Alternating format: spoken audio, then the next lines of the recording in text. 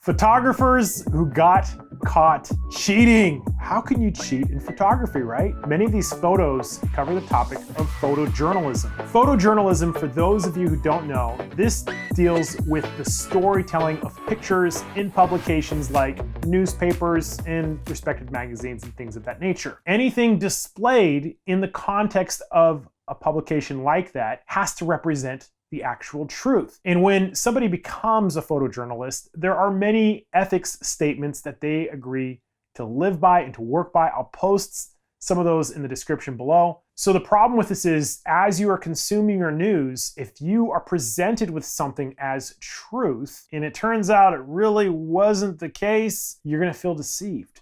And that's one of the reasons why there's such high standards on photojournalists, especially now, when the opportunity for digital manipulation is as great as it's ever been, and probably going to get even more advanced with artificial intelligence. In 2015, Reuters, the news agency, said they would no longer even accept raw files. It has to be JPEG. So anything in terms of heavy editing, heavy alterations, compositing, all of those are considered cheating in the photojournalistic world. There are two pretty good websites that have summarized many of the pictures we'll be discussing, alteredimages.com, and the other one is famouspictures.org/alteredimages. Put those links in the description as well, and you can check them out. So 3 basic rules if you are a beginning photojournalist. Number 1, do not direct the image, do not alter in post, do not steal other people's work. So the first image we're going to take a look at, Edward Keating, September 20th, 2002. He was a photographer for the New York Times, and he was covering a story of the arrest of 2 people accused of being members of al-qaeda. So he went down to the store and he took this picture of this kid, sent it into his editor, and they published the picture. Well, it turns out that there were 3 other photographers watching him direct the kid using the pistol. And he later came back and said this was submitted more as a portrait. It wasn't really journalism. And because these 3 other photographers saw him directing the boy, there was 2 separate investigations opened, and they concluded that it was directed. Keating stood by his claim that this was submitted as a portrait, and the Times published it as news, and he eventually left the newspaper over it. May 1st, 2003, President Bush lands on an aircraft carrier and declares mission accomplished. I'm sure many of you have seen this image. So it turns out years later that most of the parts of this image were staged, including the crowd, the composition, the banner. The Bush administration was trying to send out a positive signal about the progress in the war on terror, but because this was not a spontaneous event and it was staged, it really doesn't fall under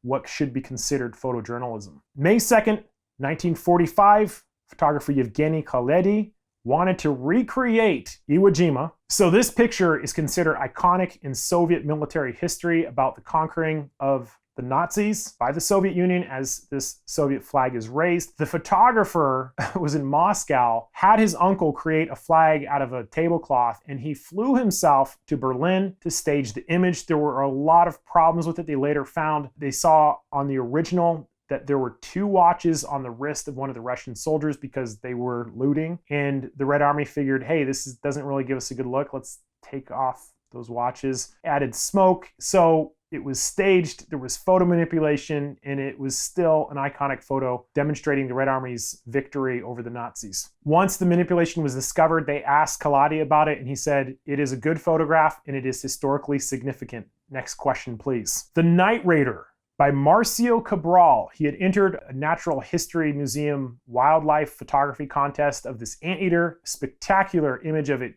going after this anthill. And it turns out that some people picked up that the position of the anteater was exactly the same of a stuffed anteater at a museum. When they asked him for additional photographs of the anteater, he was unable to produce them, and his legend lives on today. Brian Walsky, March 30th, 2003, in Basra, Iraq. He was covering the evacuation of these Basra citizens under fire. There were some British soldiers there, and they were directing them to take cover. Turns out his image, the one that was presented in the Los Angeles Times, was a composite. The sad thing about this was these 2 images that created the final one were taken within seconds of each other. So he almost naturally took the picture. I read an article where he's talking about how tired he was. He was just trying to get a good shot. And so he made this judgment to, hey, I'm going to composite these. He was fired from his job. He later apologized for his complete breakdown and judgment at the time. Che Yu Wei. I think many of you have probably seen this one because it happened recently, January 2016. Nikon Singapore was having a photography contest. This guy took an amazing picture of this ladder just as an airplane flew overhead. And when they asked him how long he had been waiting in the comments, he responded, "Not long, I was very lucky." It turns out if you went into the picture and you manipulated it a little bit, you can see the plane was digitized, clearly inserted with Photoshop. Of course, he later came back and, apologized for the mistake, yada, yada, yada. That's the thing with photography contests is I've put these on and we had cheaters all the time, not just photoshopping and compositing. We had people straight up stealing other people's work. We had hidden nudes where there would be a reflection of a naked person in the picture. But this is the reason why I don't do photography contests anymore, is because it's very difficult to enforce how much cheating goes on in photography contests. Our good friend Steve McCurry, 2016, the boys playing soccer. Steve McCurry, I have a whole video dedicated to the Afghan girl if you want to see the controversy behind that. Steve McCurry was an icon.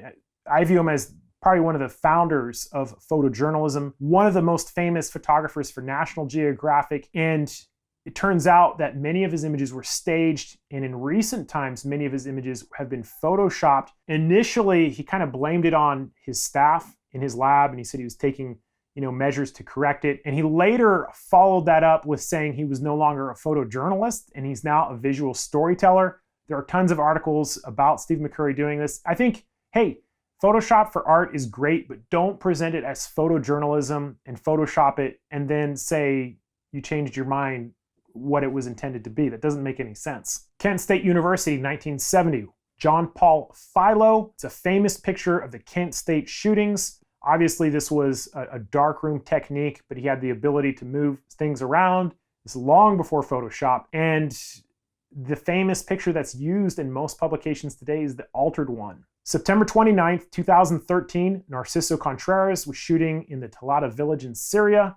He had taken this great picture, and unfortunately, it had his companion's camera just off to the bottom left of the frame. He went in and photoshopped it out. Later, after submitting it, he told the Associated Press that he'd done this, and he was fired for it. February of 1982, looking at the pyramids of Giza in Egypt, the photographer was Gordon Gahan. You've likely seen this picture on the cover of National Geographic. It's interesting in this case because Gordon Gahan, I hope I'm saying that right, actually complained when he saw the image because the National Geographic editor at the time, Wilbur Garrett, had manipulated probably one of the first examples of digital manipulation. And when they asked Garrett about it, he said this was not a falsification. We were establishing a point of view. Now, since that time, National Geographic has said on many occasions that absolutely under no circumstances would such an alteration happen again. There are some funky things when you go into the history of National Geographic. If you go deep enough, I'm sure their standards are very high now, but in the past, that's a whole different topic in and of itself. The interesting thing about this, the photographer Gordon Gahan, he had paid the men on the camels to ride back and forth multiple times. So even he was not completely innocent, as this was pretty much staged. So there was this famous photographer on Instagram, Eduardo Martins. Basically, his story was that he was a 32-year-old surfer. He had survived leukemia, and he was an amazing photojournalist, a war journalist, really talented. So the sad thing about this was that he had tons of published work. He had been interviewed, and so this BBC reporter started digging into it. Turns out nobody had actually met the guy, and all of his communications had been online. Even the pictures of himself was of a British surfer, someone named Max Hepworth Povey. Wasn't even him. Nobody even knows what this guy looks like.